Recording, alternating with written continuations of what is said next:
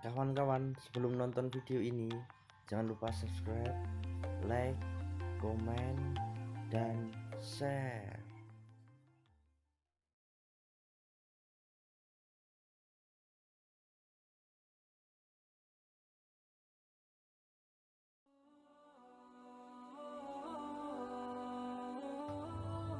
Indonesia terdiri dari ribuan pulau, maka sudah tentu memiliki latar belakang penghuni yang sangat beragam.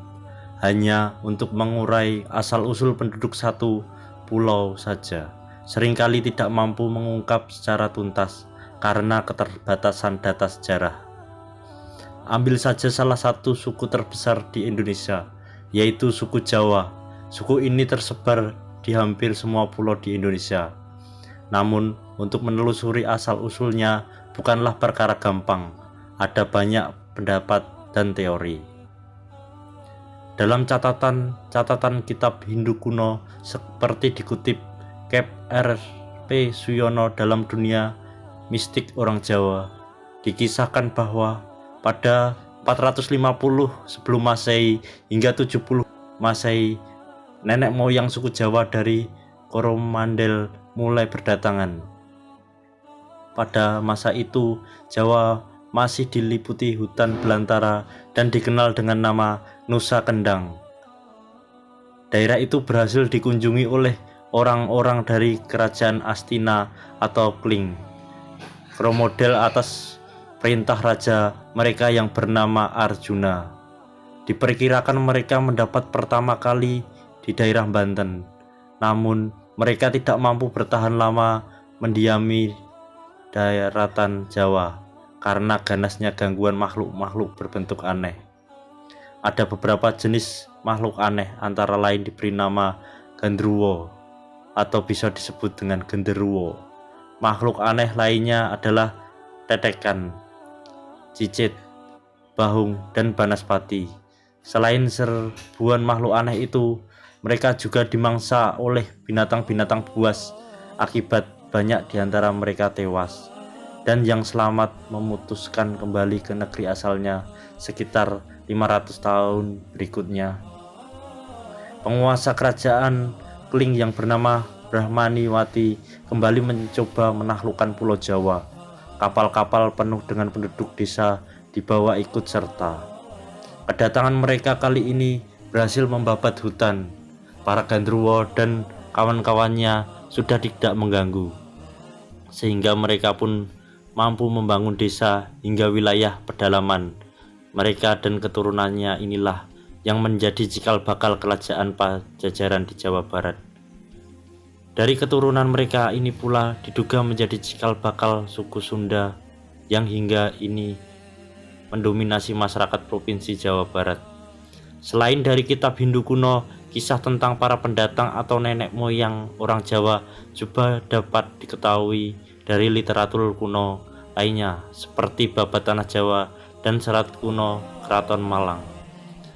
Namun ada prinsipnya semua mengatakan hal yang sama, bahwa pada masa awal didatangi Pulau Jawa masih berupa hutan belantara dan dihuni oleh orang dan makhluk-makhluk aneh serta binatang buas. Menurut pemaparan Sri Winata Ahmad dalam Asal-Usul dan Sejarah Orang Jawa, untuk mengetahui asal-usul orang Jawa harus mempertimbangkan banyak sumber. Sumber-sumber itu antara lain hasil kajian para arkeolog, peneliti, para sejarawan, literatur kuno tentang Jawa seperti Babat Tanah Jawa, serta kuno Keraton Malang, serta kuno dari India, Cina, bahkan boleh juga menengok catatan kuno suku Maya tentang bangsa Atlantis dan Lemuria. Menurut arkeolog, 1 juta tahun sebelum Masehi, Pulau Jawa diperkirakan sudah dihuni. Hanya saja perdebatan manusia kala itu masih sangat primitif dan bisa disebut sebagai manusia purba.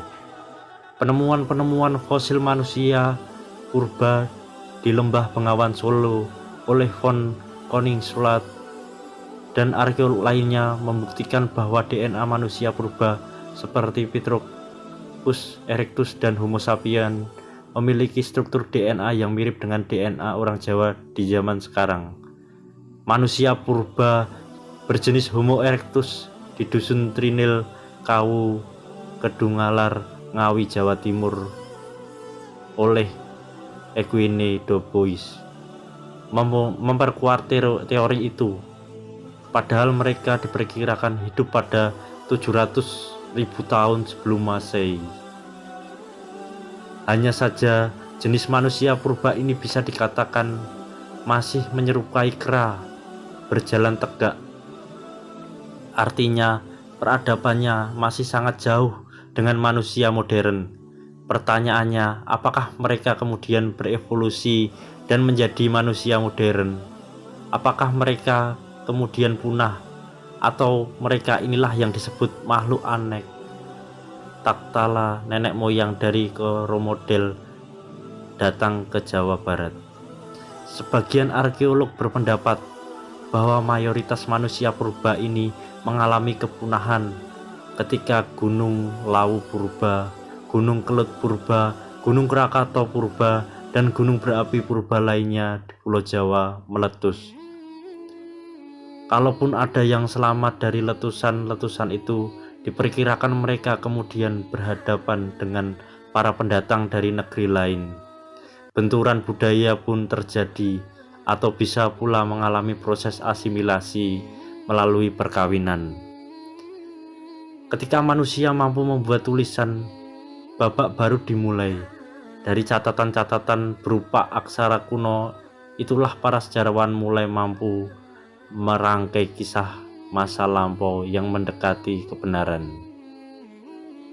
Hanya saja era ini Pulau Jawa sudah dihuni oleh beragam manusia, baik dari penghuni yang lebih lama maupun para pendatang.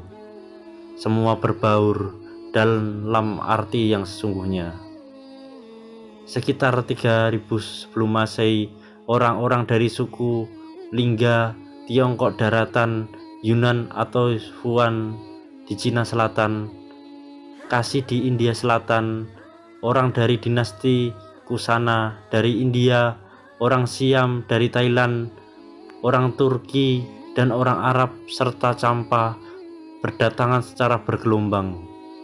Gelombang awal yang kedatangan itu dikenal sebagai zaman Proto Melayu. Selanjutnya disusul kedatangan berikutnya yang dikenal sebagai gelombang Deutero Melayu. Semua pendatang itu membawa peradaban yang jauh lebih maju dibanding penduduk Pulau Jawa yang lebih dulu menghuni. Dari mereka inilah kemudian mulai dikenal teknik pelayaran ladang, sawah, dan sistem kampung.